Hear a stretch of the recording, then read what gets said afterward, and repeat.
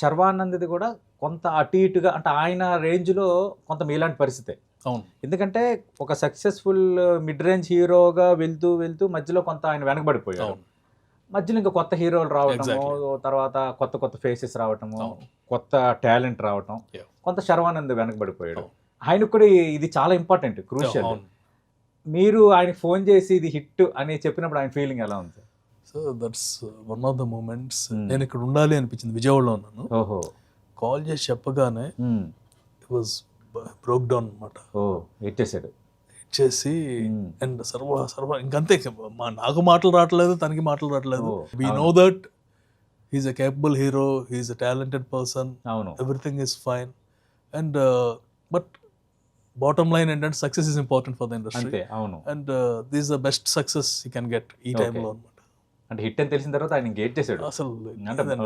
అంటే అంటే అదంతా పోయింది. నేను ఏడవలేదు, ఆయన ఏడ్చారు అంతే అంతే తేడా. అంతే సార్ పెయిన్. Pain. అంటే ఆ పెయిన్ నుంచి ఆ రిలీఫ్ అనేది Yeah, అవును. ఇంపార్టెంట్ కదా సార్. ఇండస్ట్రీని మీరు ఎంతగా లవ్ చేసి వచ్చినప్పుడు అవును. ఎదురైన ఫలితాల నేపథ్యం అవును. అని ఏంటి సార్ అంటే సినిమాకి సంబంధించి ఏమంటున్నారు పబ్లిక్ కానీ అవన్నీ ఫీలింగ్ చూస్తున్నప్పుడు ఏమనిపిస్తుంది? వెరీ హ్యాపీ అండి. అంటే every one who saw the movie, first నుంచి మాకు ఒకటి ఉండేదండి. There are about 100 people who saw the movie before. Okay.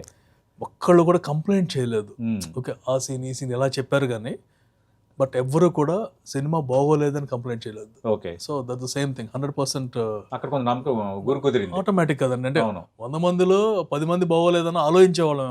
అవును. అందరూ కూడా సినిమా బాగుంది, మ్మ్. ఇక 100 మంది లెంత్ ఉందంటారు, ఇక ఇది బాగుందంటారు, అలా డిఫరెన్సెస్ తప్ప.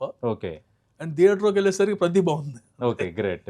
ఎట్లా కుదిరింది సార్? ఇప్పుడు ఆల్రెడీ ఇప్పుడు డైరెక్టర్ గతంలో మీ పాత ప్రాజెక్ట్ సంబంధించిన డైరెక్షన్, అవును. అలాగే శర్వానంద్ మీరు ఎట్లా కుదిరింది కాంబినేషన్? అంటే సామజవరగమన ముందే ఈ స్టోరీ రెడీ చేసుకున్నారు అంటూ, అవగానే స్టోరీ రెడీ చేశారండి. ఓకే. మనకి అవైలబుల్ హీరోస్ నాకు పర్సనల్గా ఏంటంటే అప్పటికే చేస్తున్నాం కదా, ఇట్స్ ఈజీ కొంచెం లీనియస్ ఉంటుంది. So that's how and he's apt for that character. Okay. అంటే ఎక్కువగా ఈ సినిమాలో సీనియర్ నరేష్ గారి కోసం ఎక్కువ మంది చెప్తున్నారు. అది అంటే అది ఒక రకంగా బూస్ట్ ఇచ్చింది సినిమాకి ఆయన పాత్ర. అవునండి. అట్లా అంటే ఆయనకి మాకు రిలేషన్ ఏంటంటే మ్మ్. సామజవరగమన ఆయనే ఇచ్చేసారు. అవును. మళ్ళీ ఇది కూడా ఆయన అసలు ఈజ్ వెరీ వెరీ కాన్ఫిడెంట్ అండి. ఎస్. వెరీ బోత్ శర్వా గారు అండ్ నరేష్ గారు, they are very very confident. Okay. మనకి ఎప్పుడు వచ్చినా చాలండి, ఎప్పుడు వచ్చినా హిట్ కొట్టేస్తాం. ఆ confidence boosted a lot. Okay. అంటే ఇప్పుడు ఈ క్యామియోస్ అనేది